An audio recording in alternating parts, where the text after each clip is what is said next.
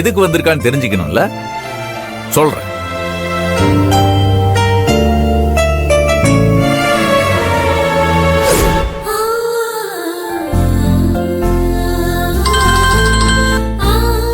சொல்லுங்கண்ணே.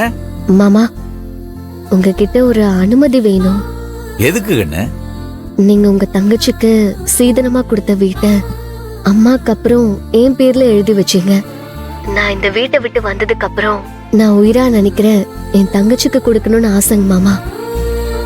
அதனால நான் இந்த வீட்டை மீனா பேர்ல எழுதி தர நீங்க அனுமதி கொடுக்கணுங்க மாமா.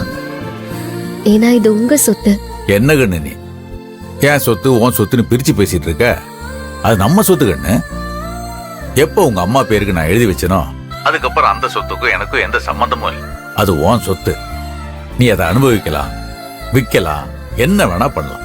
இதுக்கு என்கிட்ட அனுமதி கேட்க வேண்டிய அவசியமே கிடையாதே. அப்படி இல்லைங்க மாமா, நான் எடுக்கிற முடிவு எந்த விதத்திலயும் உங்களை கஷ்டப்படுத்திட கூடாது. அதான். நீ என்னைக்கு கண்ணு அப்படி நடந்திருக்க? உங்க அம்மா இருந்திருந்தாலும் நீ என்ன செஞ்சியோ அதே தான் செஞ்சிருக்கும். ரொம்ப பெருமையா இருக்கு கண்ணு.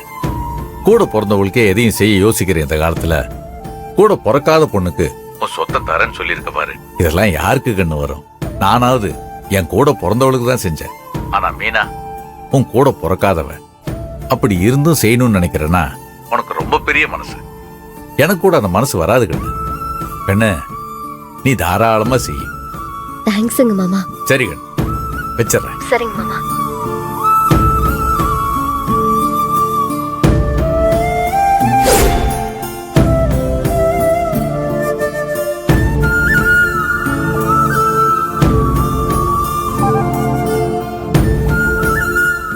ஏன் அண்ணா, இப்ப என்ன அவசரம்?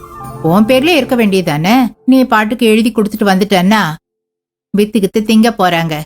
அப்புறம் உனக்கு ஒண்ணும் இல்லாம போயிடும்.